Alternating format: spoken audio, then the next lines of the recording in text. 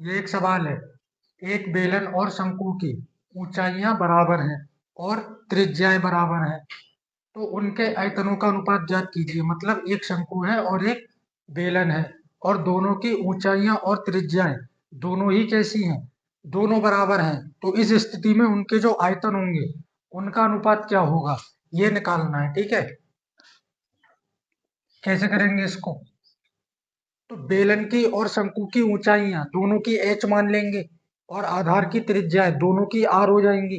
त्रिज्या को r से, ऊंचाई को h से लिखते हैं, और चूंकि दोनों बराबर हैं तो दोनों की h और दोनों की r होंगी। ठीक है, उसके बाद जो है इनके अनुपात का, सॉरी, आयतन के अनुपात का फॉर्मूला लगाएंगे। पर यहाँ पहले लिखना पड़ेगा, माना बेलन की ऊंचाई h तथा बेलन की त्रिज्या, इसको क्या मान लेंगे? h, sorry, r। तो जब ये h और r हुआ तब शंकु की ऊंचाई क्या होगी? शंकु की ऊंचाई भी h ही होगी, क्योंकि दोनों कैसी हैं? बराबर है। लिखा है ना, बेलन और शंकु की ऊंचाइयां बराबर हैं और आधार की त्रिज्या बराबर है। अगर इसकी ऊंचाई h है तो इसकी भी h होगी, और इसकी त्रिज्या r है बेलन की, तो शंकु की त्रिज्या भी कितनी होगी? r। अब इसके बाद इसका काय का अनुपात निकालना है? आयतन का। तो दोनों के आयतन का फॉर्मूला लगा लेना। और एक चीज याद रखना कि कभी भी अनुपात निकालना पड़े, यहाँ तो आयतन का अनुपात तक, कहीं भी किसी भी सवाल में अगर अनुपात निकालना हो तो सबसे पहले संख्याओं को बटे में निकाल लेना। ऐसे लिखना, बेलन और शंकु के आयतनों का अनुपात। अब यहाँ ध्यान दो, यह जो लिखा जाएगा यहाँ भी लिखते समय गलती मत करना। क्या गलती नहीं करनी है? पहले क्या है? बेलन। तो ऊपर किसका आयतन लगेगा? बेलन का, क्योंकि हम इसको बटे में लिखने वाले हैं। तो ऊपर अगर पहले बेलन है तो बेलन रखा जाएगा, और बाद में शंकु है तो शंकु को नीचे। अगर यहीं पे शंकु पहले कर दे, बेलन बाद में कर दे, तब इसको फॉर्मूला लगाने का तरीका बदल जाएगा, और जो आंसर आएगा वो भी बदल जाएगा। एक लाइन से आंसर बदल जाएगा, एक शब्द आगे पीछे करने से। तो ध्यान से देख लेना। पहले बेलन का आयतन, इसको ऊपर लगाओगे, बटे में शंकु का आयतन, ये बाद में है तो इसको नीचे लगाओगे। दोनों का फॉर्मूला लगाना। बेलन का आयतन क्या होता है? पाई आर स्क्वायर एच, बटे में शंकु का आयतन 1/3 पाई आर स्क्वायर एच। अब यहाँ आर और एच की वैल्यू तो लगानी नहीं है, क्योंकि ये दी नहीं थी, हमने मानी थी। और दोनों ही कैसी है? बराबर है। यानी ये आर बराबर है और ये एच भी बराबर है। तो ये पूरा इस पूरे से कट जाएगा, बचेगा केवल ये 1/3। कहाँ? नीचे। ऊपर क्या बचा? कुछ नहीं, ऊपर 1 मान लो। नीचे की संख्या कहाँ जाती है? तीसरे नंबर की संख्या गुणा होकर ऊपर जाएगी। तो ये 3 एकम 3 बटे में 1। अब बटे की संख्या को अनुपात में आसानी से लिख लेते हैं। तो इनके आयतनों का अनुपात कितना होगा? 3:1। बात समझ आ गई? नोट करो इस सवाल को। फिर दूसरा सवाल देखिए। ये सवाल है, एक गोले के आयतन और वक्रपृष्ठ के संख्यात्मक मान कैसे हैं? बराबर। तब गोले की त्रिज्या ज्ञात करनी है। मतलब एक गोला है, उसका आयतन और वक्रपृष्ठ जो दोनों संख्यात्मक मान मतलब अगर इसका आयतन 10 है तो इसका वक्रपृष्ठ भी कितना है? 10। यानी जो संख्यात्मक मान मतलब नंबर्स में, जैसे अगर आयतन 10 तो वक्रपृष्ठ भी 10, दोनों कैसे हैं? बराबर। तब इसकी क्या निकालनी है? त्रिज्या ज्ञात करनी है। तो इसमें मान लेना, माना गोले की त्रिज्या आर मान लेंगे। देखो, सवाल में अगर कोई वैल्यू नहीं दे रखी है, जैसे ये पूरा सवाल भाषा में है, इसमें कहीं पे एक भी मान नहीं दे रखा है, एक भी नंबर की वैल्यू नहीं है, किसी भी नंबर, कोई नंबर इस सवाल में है ही नहीं। पूरा सवाल एक भाषा में लिखा हुआ है, तो ऐसी स्थिति में जो भी कुछ होगा सब मानना पड़ेगा। तो पहले ये ध्यान कर लेना कि गोले में क्या-क्या चीज की आवश्यकता पड़ती है। तो गोले में केवल और केवल त्रिज्या होती है, ना तो गोले में ऊंचाई होगी, ना तिरछी ऊंचाई होगी, ना कोई और लंबाई चौड़ाई होगी, केवल और केवल त्रिज्या होगी। तो केवल त्रिज्या को मान लिया हमने आर।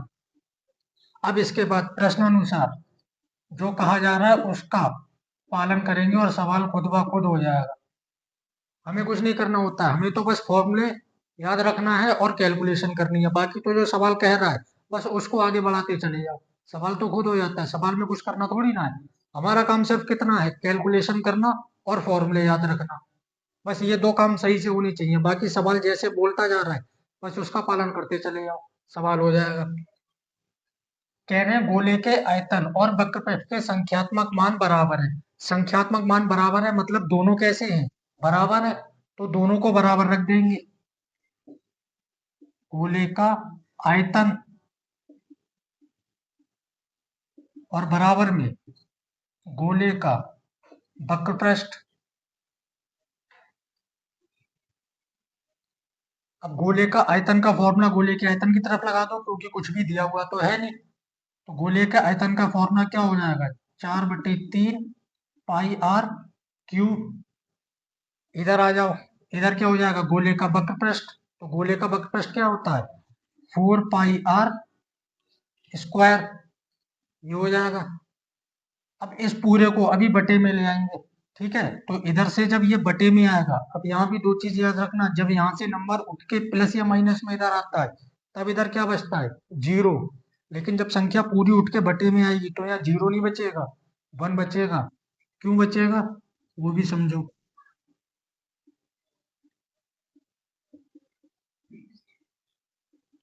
इधर बचा वन, वन क्यों बचा भाई, जब इधर से ये संख्या इधर आ रही है तो इधर से ये इधर भी तो जा सकती है। अगर कोई व्यक्ति छत पे चढ़ रहा है तो छत पे उतर भी तो सकता है। ये थोड़ी ना कि छत पे चढ़ गया और बात खत्म हो गई, अब उतरने का कोई रास्ता नहीं है। भी जिस रास्ते से चढ़ के गया वो सीढ़ियों से उसी रास्ते से उतर के आएगा।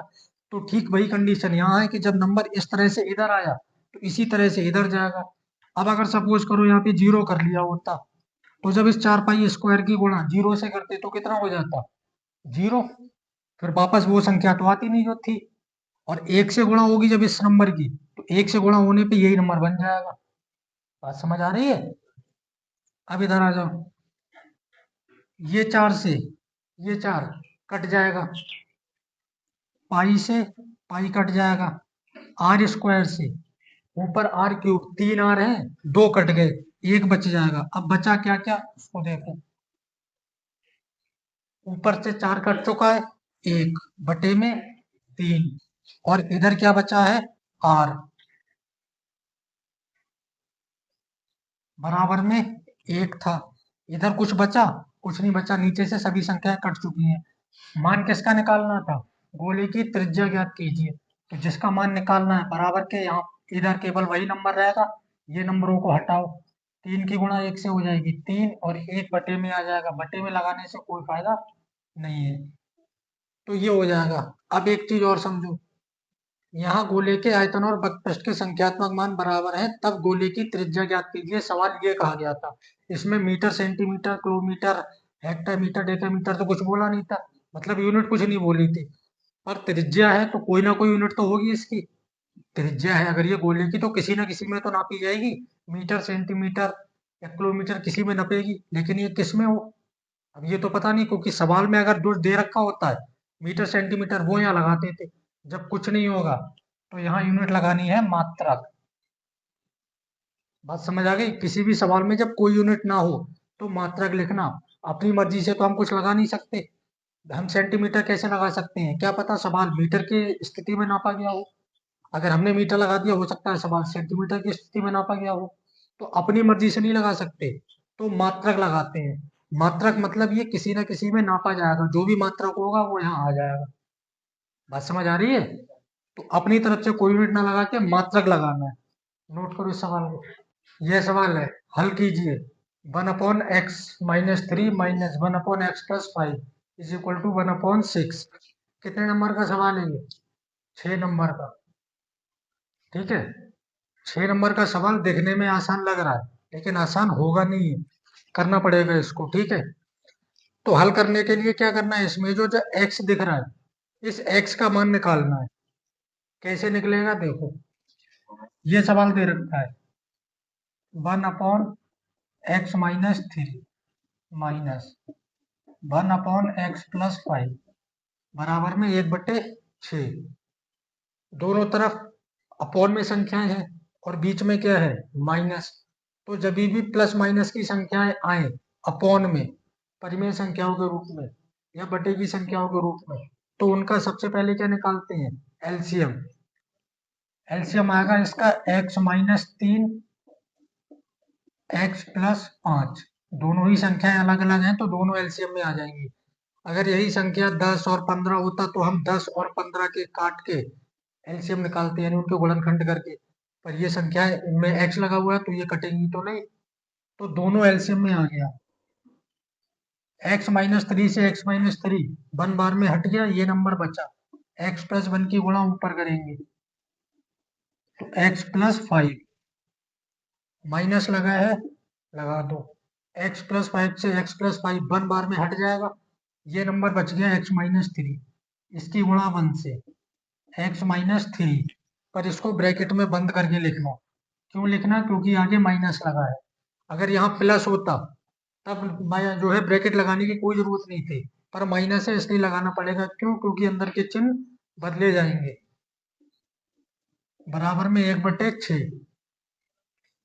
अब यहाँ x+5, ये माइनस से अंदर के चिन्ह बदल दो, ये माइनस हो जाएगा और ये माइनस से प्लस, बटे में x-3 x+5 बराबर 1/6।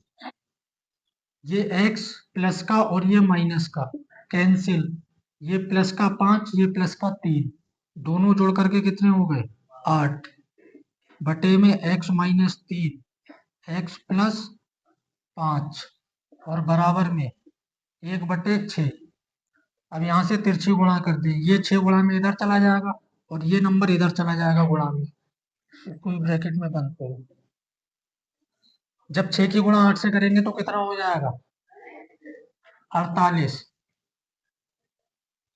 बराबर, और इस पूरे की गुणा 1 से होगी तो ये पूरा नंबर ही आ जाएगा, क्योंकि 1 से गुणा होने पे वही नंबर रहता है। x-3 और x+5, ये दोनों ब्रैकेट की आपस में गुणा कर दी जाएगी। 48 बराबर x की गुणा x से x² x की गुणा 5 से 5x माइनस 3 की गुणा x से 3x और 3 की गुणा 5 से 3×5 = 15। यहाँ फिर 48 बराबर x², ये प्लस का 5x ये माइनस का 3x, तो 1 प्लस 1 माइनस घटेगा, 5 में 3 गया, 2x प्लस का, क्योंकि प्लस का नंबर बड़ा है, -15। इस 48 को भी इधर ले जाएं, x² + 2x -15। ये 48 जब इधर आएगा तो माइनस का हो जाएगा क्योंकि प्लस का है। 0 बराबर x² + 2x, दोनों माइनस के, उनको जोड़ लेंगे। 8 और 5 13, 13 का 3 हासिल आया 1, 1 और 4 5 और 1 हासिल वाला 6। ये पूरा नंबर उठा के इधर रख ले और ये 0 को इधर रखे। और जब ये पूरा नंबर उठ के इधर आएगा तो किसी भी नंबर का साइन नहीं बदलेगा। साइन तब बदलेगा जब 1 या 2 नंबर इधर से उधर ट्रांसफर होगा। अब ये क्या बन रही है, एक द्विघात समीकरण। इसके क्या करने हैं, गुणनखंड। गुणनखंड का तरीका वही, लास्ट वाले नंबर की पहले वाले नंबर से गुणा। पहला नंबर क्या है, यहाँ पे कुछ भी नहीं है, मतलब 1।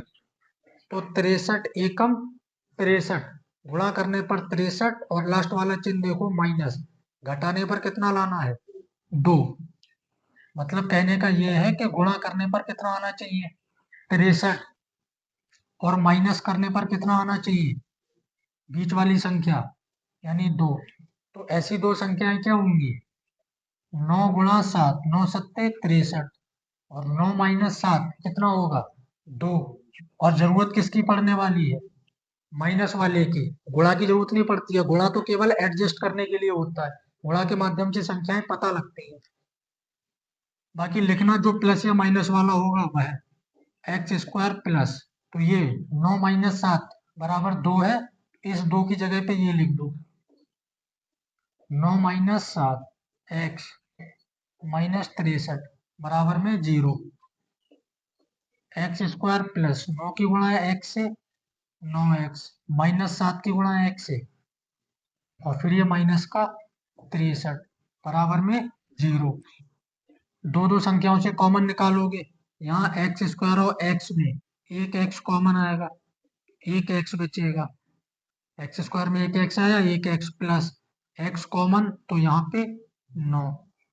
माइनस पहले है तो माइनस ही कॉमन आएगा, जो साइन पहले होता है वही साइन कॉमन आता है।